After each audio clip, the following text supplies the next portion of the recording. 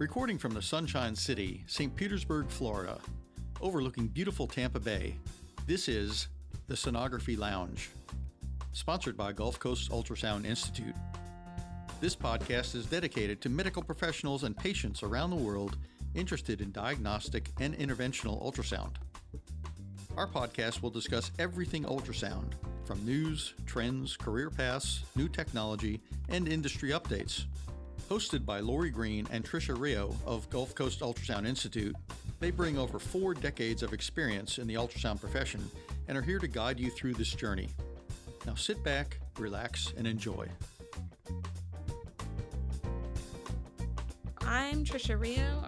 I'm a registered diagnostic medical sonographer and vascular technologist, and I'm here today with my co-host Lori Green, president and founder of Gulfcoast Ultrasound Institute in St. Pete, Florida. Hi, Trisha. Hi, Lori. How you doing? I'm good. How are you? Great. Did you have a good weekend? I did. I had an amazing weekend. I spent most of it on the beach, relaxing and re-energizing my batteries and ready to rock and roll this week. Nice. Yes. What were the temperatures this weekend in sunny Florida? That's right. 70s? 70s and 80s. And one of my good friends up in Ohio, she sent me a text picture today of walking out her door, 18 degrees and snow all over the place. So I sent her a little, smiley with sunglasses on. Rub it in. Your toes in the sand. Yep. Wonderful. How about you? You working good? Oh, yeah. It was a nice weekend. Spent the weekend with my children. We went for a nice long bike ride down at Robinson Preserve, which sits on Tampa Bay. So we had a really nice time. And my daughters are 6-year-old twins and learning how to ride their bikes. They're getting pretty good at it. So it was fun. Yeah, it was good. So we're going to do a little educator spotlight today. We're going to find out a little bit more about our founder and president, Lori Green. And so, Lori, can you tell us a little bit about how you went from being an X-ray tech to the founder and president of Gulfcoast Ultrasound Institute? Sure. That's an interesting story, and there's a lot of different pieces to that story. I guess I'll start with I went into X-ray school, and I turned 17 when I went into X-ray school. I actually graduated from school early, thanks to the good schools in Ohio. That when I moved to Florida, I'd already met all my credits for graduating, but I didn't want to graduate at 16. So I stayed on, and when I graduated, then I was like, I have no idea what I really want to do. And I can remember standing at a payphone calling my sister and saying, I'm out of high school and I have no clue what to do. And I didn't want to go to college yet because I didn't know what I wanted to do. So I started looking up different technical schools, and I actually applied to dental hygiene school. And then I also applied to X-ray school. And at that time, there weren't any really formal schools, except they were all hospital-based. So I went to X-ray. I got accepted into X-ray school there. And that was interesting because when you're going to apply for X-ray school in a hospital-based program, they'd have you come in for your interviews, and they always had you come in the afternoon because that's when they do all the really cool stuff, the angiograms and things that you get to Right. assist with. They don't tell you anything about the barium enemas and all those things that you do in the morning.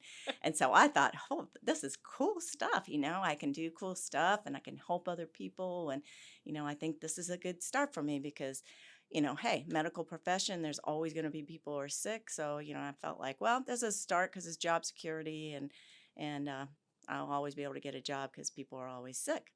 So fast forwarding and through X-ray school, I realized very quickly it wasn't quite the cup of tea I was looking for. I really love the emergency medicine, being on that track, and the surgery and the special, procedures and things like that. But I could definitely do without the barium enemas. And so, moving forward, I ended up working in an outpatient clinic, which I really liked that environment.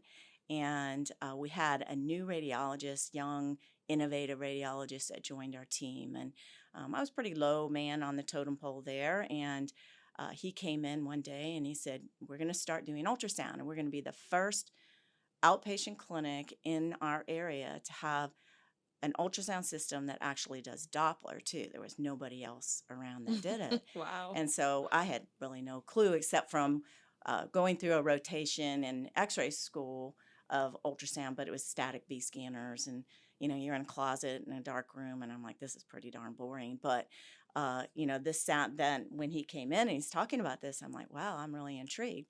So he said, we're going to train one of you, to go to school. There's an evening sessions over at the college in Tampa, and it's a year long, and we're going to train someone, and that's going to be your primary job, and you'll just be backup for X-ray. So he's like, all right, who would like to train? And I'm looking around, and nobody's raising their hands, and I'm like, are you kidding me? This is a great opportunity.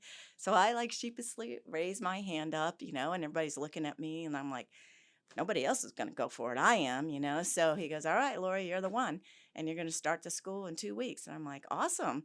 So this particular school, there were no long-term schools at that time. Everybody was pretty much trained on the job. And so every once in a while you could go to some evening, lectures or something like that. But one of the criteria for this was that you had to already be working in ultrasound, which I wasn't. And so I'm like, to the radiologist, like, how can we do this? And he goes, oh, I'm taking you over to the hospital, and you're going to start training, and by the time you start school, you'll have been working for 2 weeks. I'm like, okay. That seems a little intimidating. Wow. So yes, it was. So the weekends, I would drive over to the hospital with him, and we would read ultrasound examinations, and I'd observe and get to do a little bit of scanning, but not a whole lot. But so when I started the school, it was evening sessions. It was 3 nights a week from like 6 to 10. And it was definitely a challenge because I definitely probably had the least amount of experience of everybody that was in the class. But I made it through it, and I had to quickly learn right after abdomen OB. I got sent over to a hospital in Orlando, and they said, we have new cardiologists coming. You got to learn how to do echoes too. And I'm like, I'm barely even doing abdomen OB. And they're like, you can do it. And I'm like, okay. They hand me this little booklet that's probably like 30 pages long that has all the different echo views, 2D views on it. But that's it. And that was my pre-course study material. And off I go for a week, and I go to the hospital in Orlando, and first thing they do is hand me a transducer. Here you go. You start. I'm like, I've never even seen an echo done before. Wow. And they're like, okay, it's a see one, do one, teach one deal. And I'm like, okay. So I would watch them do the echo, and then they would have me do it. And then at the end of the day, they had all these M modes that had to be measured, and they'd put a stack of them on the table and say, okay, measure all these M modes. And I'm like, I've never done this before. This is crazy. So they don't worry about it. We're going to check them. So for a week, that was like a crash course in echo. And then I came back, and of course, many of our participants are not in that same exact situation, but in a position where they're like freaked out because I got to go back and I got to start doing these, and I don't have anybody to supervise me. And well, that was my case. Like, I was coming back, the new cardiologist, and they had like 5 echoes on the schedule. And I just started crying. I was like, I gotta do these by myself. I can't do this. But wow. I had a wonderful cardiologist, and he helped me out with it. And I just struggled through it. And, you just have to decide, do you want to do this or do you not want to do it? And it was so fascinating. And it was just so exciting to learn something new about everything. It was just, I would come home from work every day so excited, and like you could never do this now, but bringing ultrasound images and saying, look what I did today. I did this, I did that, and it's just like, everybody was like, wow, you have an amazing job. And so that just kind of, moved forward. And it seems like your passion really drives your work ethic. Absolutely. Yeah. Like, you have to really love what you do. And if you want to be in education, you have to really have a passion to teach. And, I always have enjoyed teaching other people. Even as a kid, we would play school, and I always had to be the teacher, of course. But little did I know that that's really what I would end up doing in my lifetime, right. As far as my primary role. But so anyway, yeah. So then from there, I got spearheaded. I got thrown into one of our equipment reps that we bought the system from. He called me up one day and said, "Hey, Lori, we're looking to hire clinical specialists. We're going to hire 6 people to cover the entire United States do you know anybody? And I was like, no, I don't think I really know anybody, but I'll keep my ear open for you. And so I remembered when the clinical specialist came to show me the controls on the machine. And I thought, gosh, what a fascinating opportunity to be able to travel the world and, at least the United States, see different places, work with different people. And it just seemed like it was just a great, great job to have, So after a few days of thinking about it, I talked to my husband and I said, they were asking me if I knew anybody, but gosh, that would be an amazing opportunity. What do you think? I might call him up and tell him I'm interested. He goes, you need to go for it, because we didn't have any kids at that time. However, we'd only been married about 6 months. So I called the guy back up, the sales rep, and I said, I did you find anybody for that job yet? And he said, no. And I said, I might be interested in it. And he goes, well, we were hoping you would say that. I'm like, really? So that was the beginning of the next, domino effect, because, that I gave my notice, and of course they weren't that happy about it, but that was the next big, huge opportunity. So, I think it's a lesson for everyone to remember that whenever opportunities, come available to you, even if you don't know exactly where it's going to lead you or if it's going to be the right thing to do, that you at least have to go for it. Because I would never in my wildest dreams thought, number one, that I would get to learn how to do ultrasound, and then next get an opportunity to work with a leading ultrasound company at that time and be part of their, sales and education team. Right. And then from there led to being able to, be the founder of Gulfcoast Ultrasound. So, it's important, I think, for people to really not bypass opportunities. If it doesn't work, it doesn't work, Right, so, right. Yeah, I think it's easy for you to get caught up in fear, or just, the lack of, or the fear of the unknown, or maybe even feel like in your situation, it could have been easy for you to turn your back on that opportunity because you felt loyalty to the people who had brought you to this point. And, I think it's really important just to take advantage of opportunities when they present themselves. So that's amazing. All right. So you become clinical specialist.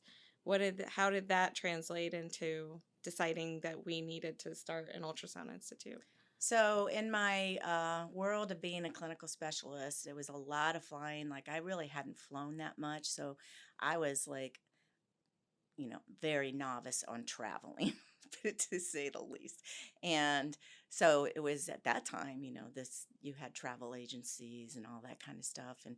And so my first thing was that I had to fly and meet up with another clinical specialist, and I was supposed to shadow her for a whole week, see what it's like to do sales demos, and also go to customer sites and show them how to use the ultrasound system so that I could kind of get into the groove of things. And she picked me up at the airport, and she's giving me all the little tips and tricks on how to travel. Like, I had this huge suitcase. She goes, that's got to go. Like, you're not going to be able to get on all these flights and go all over the place with this big hard case Samsonite thing that was chock full. I brought iron with me like that. I learned out very quick that week. That is definitely not the way to travel in this job. But she filled me in, and she was wonderful. But I was only with her one day, and then I get a call from my boss that says, "Hey, we have this demo going on at the University of North Carolina. Like, this is a big deal, and it's in the Echo Lab, and these high leading experts in echocardiography are looking to buy our system, and we don't have anybody else that knows how to do echo but me." And I looked at her and I said, "You got to be kidding me. I've been on the job a day." And she goes, "You can do it." I go, "Oh, I don't know about this." And she goes, "Well, you don't really have a choice. You got to go." So the sales guys pick me up the next morning, and then we drive to the next location, and I am just so nervous. I'm shaking, just I don't even know what to say. And the guys are just just scan. They'll ask you questions, just answer them the best you can. Just do the best you can. That's all you can do, And I'd done carotid Doppler, but I've never done cardiac Doppler, and that was like their big thing. This is just when cardiac Doppler was starting to, Oh be boy. introduced, and all the things you can do with cardiac Doppler, and it's just gonna revolutionize, echocardiography. And I was still learning about it myself, It brings a whole new meaning to Ah, fake it till you make it. yeah, exactly. And so what do, they bring this patient in that is huge. I'm like, this is just not fair at all. But to my surprise, this is just, don't judge a book by its cover. Put the transducer down, and she had gorgeous peristernal long axis. And I'm like, oh, thank God.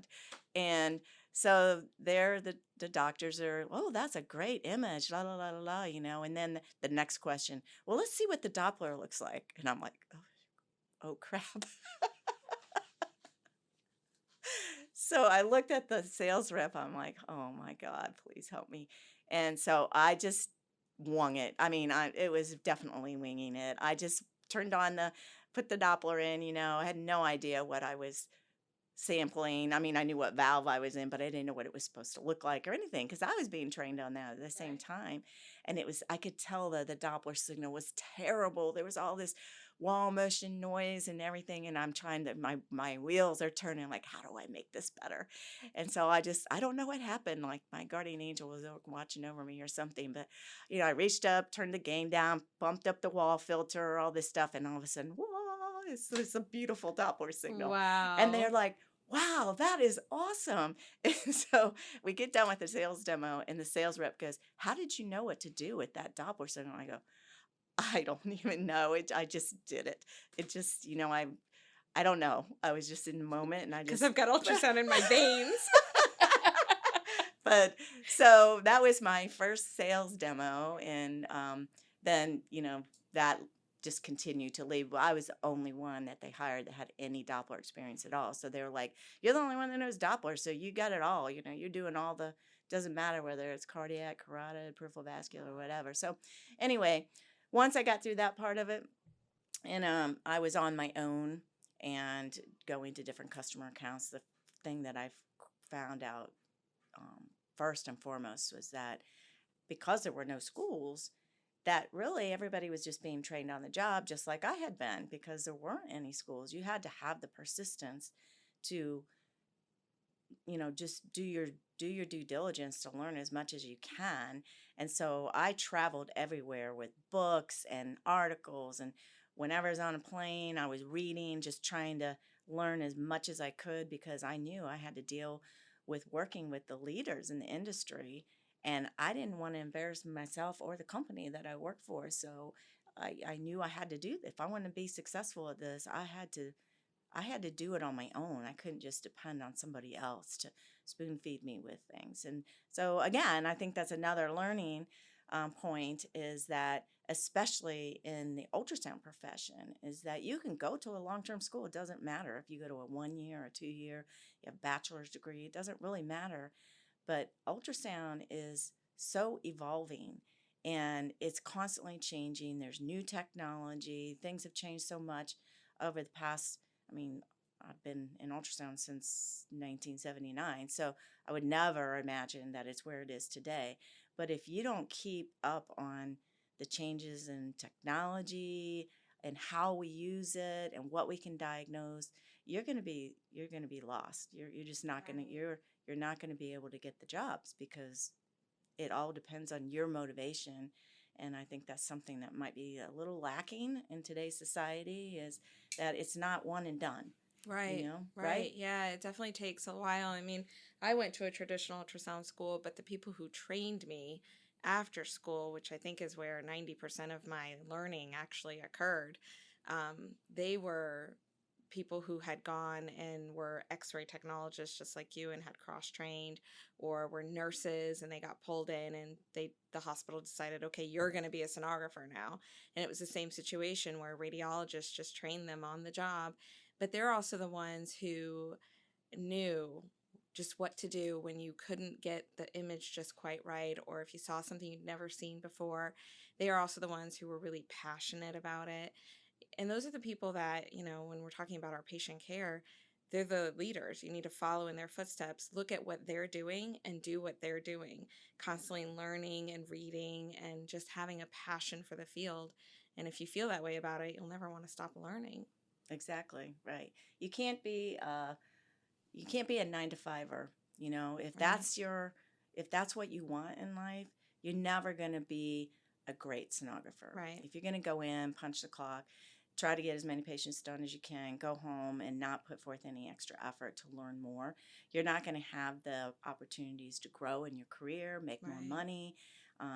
There's so many different opportunities in ultrasound, but you're not going to have that if you're not willing to put forth the effort in it. And I think Right. that's the biggest, probably the biggest message that I could tell new people getting into the ultrasound profession.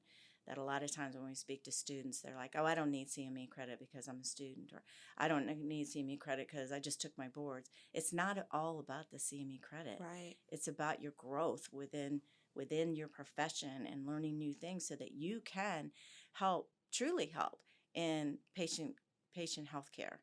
You know, it's all about the patient. What would you want? Would your mother being scanned by someone who doesn't really care to grow in their profession, or do you want someone who's really putting forth the extra effort? And I think that's where people really need to think about it, not just as I got to get my CME credits to keep my license active. It's about, that's part of it, of course, Right. but I need to learn as much as possible so that I can be the best person helping my patients so that I can get the correct diagnosis to help them get to treatment as quickly as possible. And at the same time, I'm going to help expand my career opportunities by doing so. And so I hope that, as we moved into starting Gulfcoast Ultrasound, that was really my goal, Yeah. was that by seeing that void in the industry, that there were no places for people to get trained, and I was having to spend more time with them. I didn't mind that. I actually enjoyed the teaching part of it.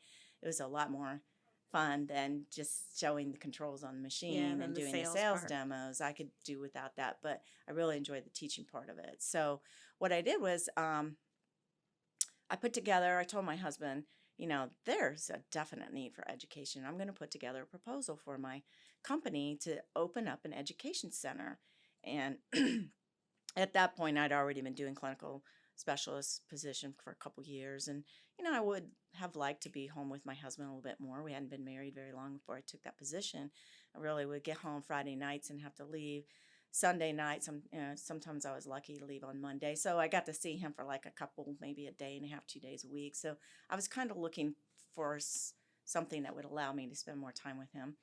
And so I put together this proposal and he helped me. We had typewriters and no computers. Okay. So it took a little while. And I submitted that to my boss. And I loved my boss. He was an amazing mentor and always supportive of anything that I wanted to do to learn more, and subsequently it helped the company as well. So he said, "This is a really great proposal." And he goes, "Would you like to move to Seattle?" Well, my husband and I were actually thinking that would be an amazing place to live, but I said, "Well, I really don't want to have to move to Seattle because I have my family here, but I really think there's enough need to have an education center out west and also one on the East Coast, and I'd love to, head up the one on the East Coast." So they put it through and they came back with, this is a great idea, but at that time, education was not a profit center for ultrasound equipment companies. They were coming out with a new system just about every year. New systems were coming out, and that's what their focus was, to sell equipment, not education. Right. That's how it switched around a little bit nowadays, I Yeah. think, but at that time, that was what the focus was. So I got, I got the rejection. I was like, okay, that's fine. I understand. But I still was like, I know that this is a definite need. So I'm like, okay, I'm just going to reach out to a bunch of people that I know through my networks, people all over the country, because obviously we had no money and I had no money. We went to the banks. They said, well, you got to have credit to get a loan and you have none. So you have no credit and you have no money. You have a great idea, but that's it. Oh So boy. I'm like, okay, I need help. I need outside help. Yeah. Well, so I reached out to a lot of the sales reps I worked with through different companies, just different people. And they were all like, we will support you in any way we can, but we're not willing to put up any money. You know, they're like, I want to say that's pretty ballsy, but That's you know, pretty bold. that was their mindset that, you know, Brazen. you are really stepping outside of the comfort zone there trying to do something like this. And I'm like, I just know. So I went to another one of my physicians that I had worked with in the past, radiologists, and I said, I have this idea. I really think this will work, you know. And he's like, you are nuts. You're absolutely crazy, Lori. I can't even believe you're thinking to do that. No one in their right mind would do that without an MD behind your name. You will not be successful unless you have a physician on board with you. And I'm like, Well, well, then join me. Join me. Well, he didn't want to put up the money. And then I went to another radiologist and I said, I'm going to need some speakers and things like that. And we had known each other for a long time. And I said, you know, would you be willing to at least be a speaker? And he's like, oh, I don't want any part of that, Lori. He goes, you know, because no one had faith. They just thought, you know, here's this girl and she does, I was a nobody. And she's willing to put her, you know, Right. reputation Yeah, on the you're line. not a physician. And I'm not a physician. You're not a big CEO of a company. You've never done this before. So yeah, the only thing you had was a really clear vision of what you had to offer and what the modality needed. Right. So that was 1984. And I said, you know what? I don't care what people say. I don't have a reputation. So if I fail, I have nothing to lose because nobody knows me anyway. Amen. So, Yeah. you know, Fail why forward. not go for it? Yeah. You know?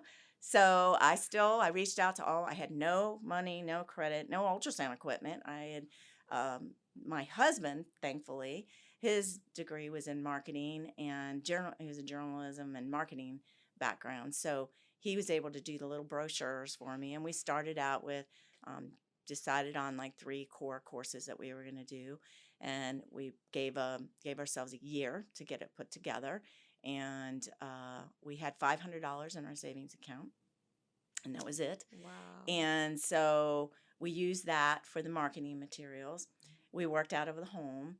And then fortunately, many of the sales reps, the local sales reps, they were willing to help out. If they had equipment available and they weren't scheduled any demos, they would help us out. So I also had to do some bartering with some of the local mobile companies. You know, if you'll let me use your equipment for these days, then I'll give you a free tuition to one of your sonographers, a free tuition to whatever class they want to come to. Oh, okay. And so it was having to be creative and how you make things happen when you don't have anything. So it was a challenging time period, and that went on for about 3 years. We didn't make our first cent for 3 years. So I did the courses on the weekends because I figured that, you know, hospitals, employers would be more willing to let their sonographers pay for them to go to CME training if the sonographer was willing to give up their weekend. Yeah. So kind of give and take bit. And it gave me then the opportunity, because that wasn't income generating for me, that I had to work a second job. So I worked a full-time job Monday through Friday. And then at nights, we would work on the Gulfcoast Ultrasound stuff. We would put the notebook, all the notebooks were hand typed, not computer, hand typed. I spent hours and hours and hours doing that. And then we would do our bulk mail in our living room. I forgot to mention that in the middle of all that, I found out that I was pregnant, which I wasn't told that was going to take like years to happen. And all of a sudden I was pregnant, and I go, okay, now I have a baby coming. And so that was right in the beginning stages as well. So I'm having to take care of an infant, work full time, run the show on the weekends. And Wow. it was a challenging time. So every year at the end of the year, I would say to my husband, do we really want to keep doing this? You know, because it's not giving. We're not, you know, I love what we've got a good thing going as far as offering a good quality program, but we're not making any money, and we're working our tail ends off. And so we would just each one, let's give it one more year. Let's give it one more year. And finally, 3rd year, we made a profit. And I would go to the post office. We had a little post office box. I pray, please, God, please let there be some checks in there, registrations in there. And so our first class was 1985. It was at Echo, and we have 5 people. That's right. And I was so embarrassed. Like another friend of ours, I was it was like the week leading up to it, and I said, I'm so embarrassed that there's only 5 people in the class. And he goes, why?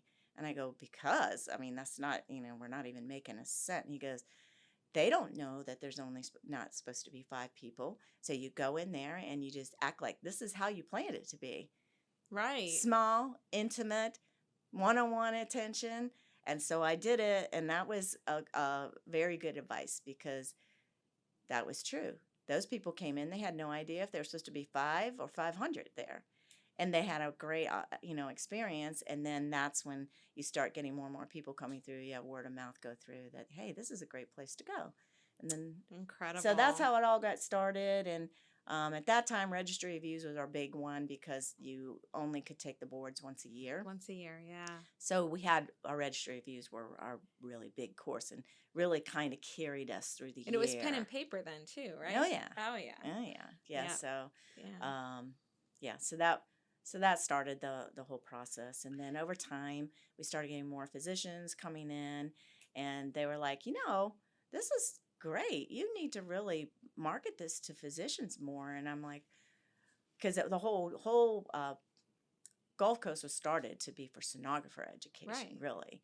And so that was where the whole, how we planned everything was for the sonographer. But then we started getting more physicians, and they were benefiting from it.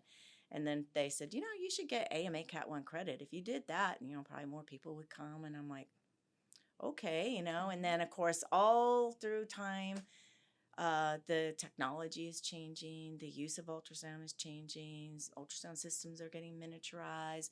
So that opened up doorways for other physicians besides radiology and cardiology, and OBGYN were the main ones. Tell me, how many participants have you educated in your 35 years of business? We've had over 150,000 physicians, sonographers, and other medical professionals attend our programs, utilize our education resources, and across all specialty practices. We have, obviously point of care is a huge Right.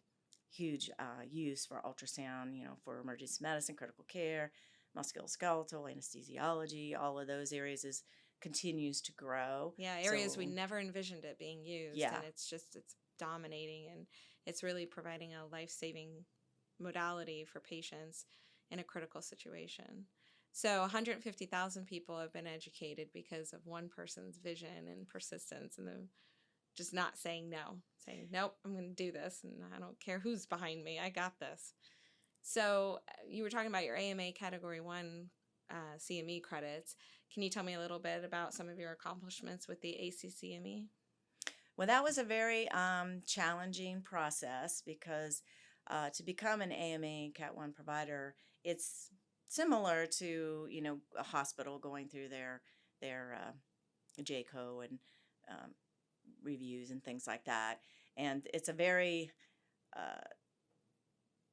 it takes about 15 months to actually even do your application process, but and you have to write a self-study, and they select activities to review, and it's been streamlined, and it's better now than it was when we very first started, but it's still very challenging. You have to be the best of the best in order to become a provider. Some people can get joint sponsored, but to be an actual provider is quite challenging, and it's an expensive process. So you really have to make the decision you want to go for it.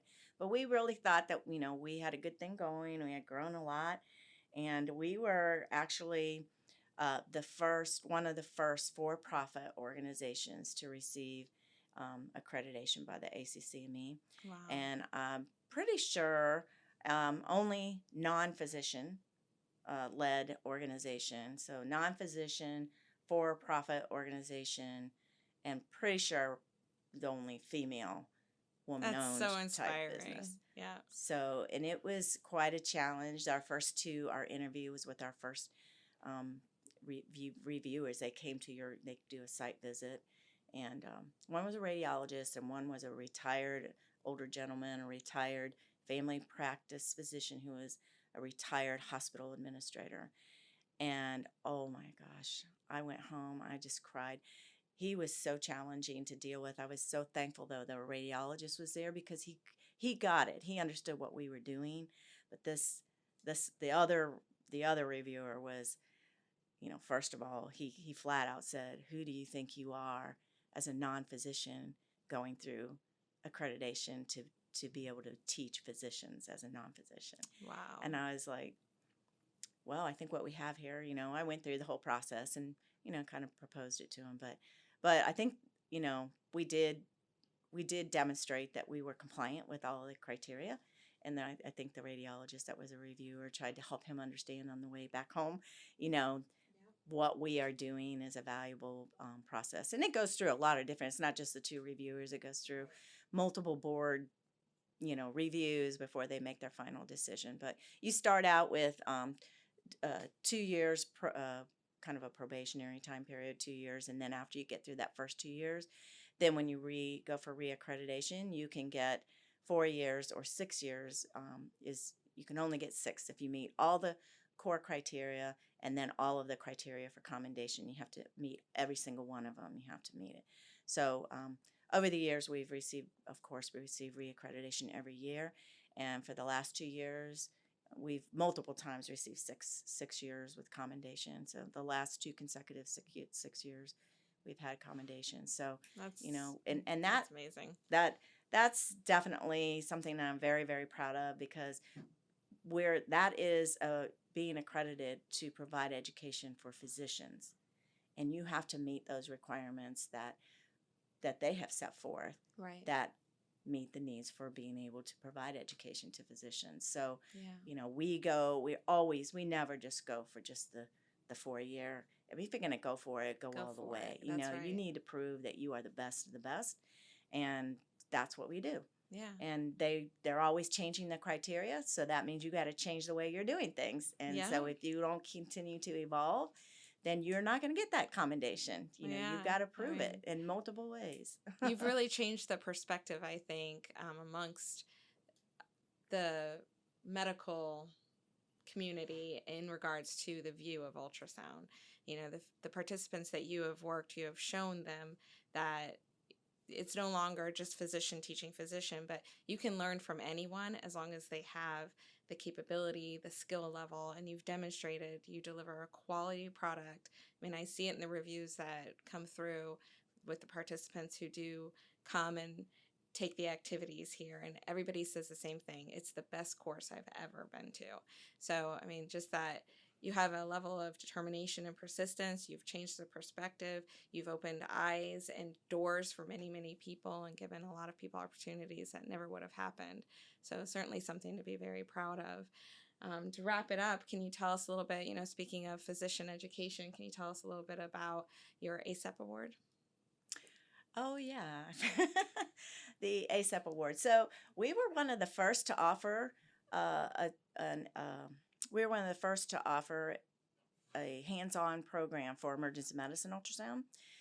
That was back in 1994, and we have continued to grow and modify those courses, and they're conducted in accordance with ACEP guidelines and WIN-focused guidelines for critical care, and those have grown and grown and grown over the years. And many of the physicians that are teaching other physicians in different capacities and lecturing and performing ultrasound, a high percentage of them have been through Gulfcoast Ultrasound, and we were part of their early education, and of course they've taken it on to their next levels through various efforts. But I received a phone call from the ACEP saying that that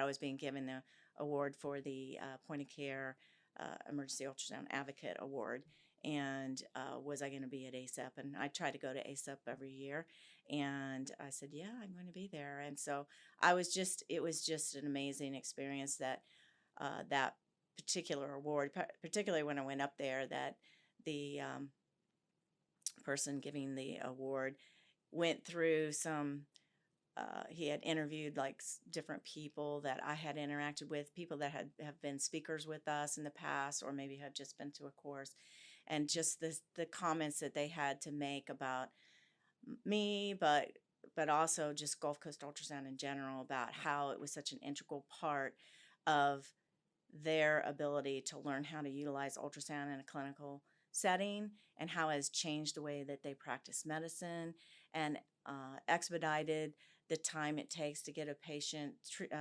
diagnosed and to treatment, and ultimately save lives. And so that was like an amazing experience, and I was very appreciative of it as well. Well deserved, for sure. Well deserved.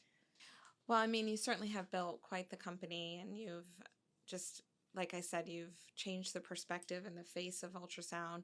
You've been an integral part of advancing ultrasound forward, especially in the emergency medicine and critical care and point of care applications. Sonographers who are in school today, I don't even think that they realize that all they're seeing is the tip of the iceberg and what lies beneath the surface for them.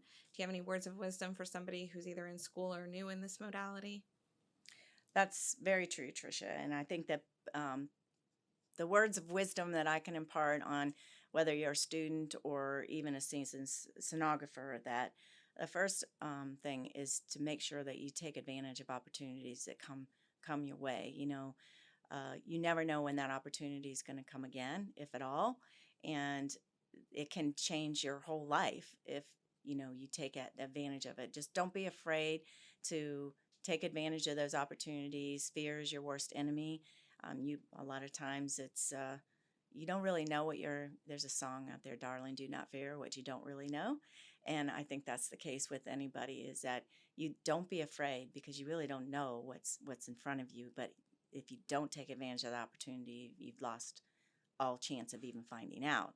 So that's the first thing. Don't say no. Don't let naysayers get you down. There's always going to be people who don't want to see you succeed, that maybe they're threatened by you, or they're jealous of what you're potentially going to do, or even what you're doing now. So you have to have faith in yourself and be persistent and do what you need to do. You have to do your due diligence. It's not going to come to you easy. Everybody wants the quick fix, the quick get rich quick scheme, that kind of thing. That's never going to work. If you try to go down that road, you're going to fail every time. If you're willing to put forth the effort, do what it takes to be successful, then you will be successful. It's not going to be an overnight. Most businesses don't succeed. It usually takes at least 2 years for new businesses to even earn their first penny. So you have to go into it knowing that it's for the long haul, whatever direction it is, whether it's a new career, starting your own business, whatever it is. You just have to go into it with the mindset that you're going to do whatever it takes, and not don't get discouraged if it's taking longer, because anything worth working for is going to take time. That's right. And learn as much as possible. Do not ever stop learning. As soon as you stop learning, then you're going to stop growing, right? And so it doesn't matter if you're a student or a seasoned sonographer, physician, non-physician, you have to always bring your A game. And the only way you're going to bring your A game is if you keep up with technology, keep up with changes in the profession and the use of ultrasound, and learn as much as you can. And recognize that you have to have the passion for what you do. If you don't enjoy being an ultrasound, then you need to look for a different career.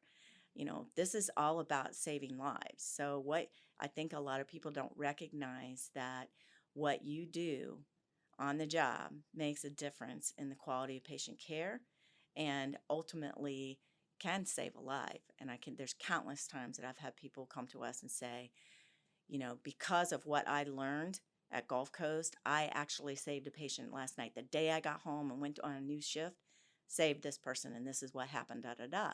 So you got to really have the passion for what you do. If you don't have the passion for what you do, then you're not going to want to put forth the effort to learn all these things. Don't look at it as this is just a 9-to-5 job. I'm going to clock in, clock out, and do my thing. You got to constantly be looking for, how can I make improvements in not only myself so that I can have career growth, but also what can I do to help improve the quality of patient care and their safety. Oh, it's so true. That's really good advice. And, I think that when you're new in this field, it can be a little intimidating and you don't quite know where to go. But, there's numerous resources out there. And I just think that if you just dive right in and ask a lot of questions, and like she said, just try to absorb every piece of information that you can, and never be fearful to try something that you haven't done before. And that's what will make a great career, and ultimately a profession full of passion. So, well, thank you so much, Lori. It's been a pleasure learning about your history and how it came to fruition. This is a new podcast for us, so we're always looking for listener recommendations. We'd love to hear some topics that you guys would like to have us speak on. So please comment and share with us what you'd like to hear us talk about. Thanks for listening to the Sonography Lounge. Don't forget, if you like this episode, please subscribe and leave us a review on iTunes, Spotify, or wherever you get your podcasts. You can also find us on Instagram at Sonography Lounge and Twitter at SonographyLNG. If you have any questions, comments, or topic suggestions, feel free to send an email to us at sonographylounge@gmail.com. Have a great week and scan, scan, scan.